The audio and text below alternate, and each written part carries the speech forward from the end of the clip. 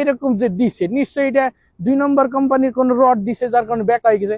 এখানে যদি আমাকে ওই যে তল্লা বাঁশ আছে, এই যে আমাকে গ্রাম অঞ্চলে আইকওয়ালা বাঁশ যেটা এটা একদম টান টান থাকে, এই বাঁশটা যদি দিত এই সাইড কোন সাইড দিয়ে, তাহলে এটা আমি নিশ্চিত একদম সোজা খাড়াই থাকতো। আবার এই দেখেন টাওয়ার একটা বানাইছে, টাওয়ারের গায়ে কিচ্ছু নাই। এখানে নৌকা মার্কার পোস্টার থাকবে, ধানের শীষের পোস্টার থাকবে, আমাদের সাইফুর রহমান ভাইয়ের পোস্টার থাকবে, তারপরে লাঙ্গলের পোস্টার একটা দিক কাইতে থাকবে, মানে সব দিক দিয়ে থাকবে। তারপরে হিরো আলমের সিনেমার পোস্টার দিয়ে ছাইয়ে যাবে এই যে খাম্বা খুম্বা।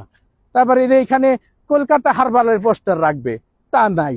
তারপরে এখানে ওই যে এই পোস্টার থাকে না, চিকন ও দুর্বল স্বাস্থ্য নিয়ে ভুগছেন, আদায় চিন্তা হচ্ছে, এই পোস্টার থাকবে, হেয়াও নাই। মানে কি এটা কি ধরনের শহর আমি বুঝলাম না কিছু। সাইনবোর্ড একটা টাঙাইছে, কাইতেই রয়েছে, কি লেখছে বার্গার কিং। বার্গার কিংটা মানুষ পড়বে কেমনে? এমনি কাইতেই পড়বে, সোজা সাইনবোর্ডটা লেখা যায় না। না, মান সম্মান শেষ করে দিছে রিয়াদের। ওই যে বিল্ডিং এটা এরকম কাইট করে থিয়ে দিছে।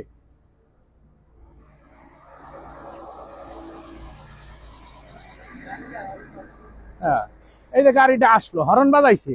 আমাকে বাংলাদেশে হইলে এই হারমোনিয়ামের সারেগামা পার মতো হরন বাজে কানের গুড়াই দিয়ে, এইবার ওই মোড়ার ওই মোড়ার ওই মোড়ার প্যাপু প্যাপু, মনে হয় কি আমি একটা সঙ্গীত বিশ্ববিদ্যালয়ে আছি, সঙ্গীত চর্চা চলতে আছে। এদের কোনো হরনি নাই, খালি ট্রাফিক সিগন্যাল দিয়ে সবাই চলে। আবার ওই যে ওই বিল্ডিংটা রাস্তার দিক দিয়ে এরকম একটু কাইট করে থুইছে, এটা কি ঠিক হয়েছে? এখান থেকে যদি আমাদের ওই ফরিদপুর থেকে একটা পাটের ট্রাক যায়, বাইতে যাবে না?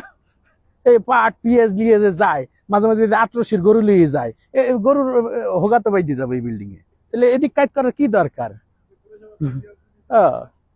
নিচে পড়লে মাথার উপর পড়বে। আবার এই দেশের মানে জিনিসপাতির কোনো মূল্যই নাই। এই দেন এই গাড়িটা আমাকে দেশের একজন মানে মোটামুটি যারা বড় বিজনেসম্যান এরা চালায়, প্রায় 1-1.5 কোটি টাকা দিয়ে কিনে। আর এই গাড়ি কিনছে কেটা? আমাকে মাহফুজ ভাই, এই যে এই ভৈনির পোলা কিনছে এই গাড়িটা। কতটা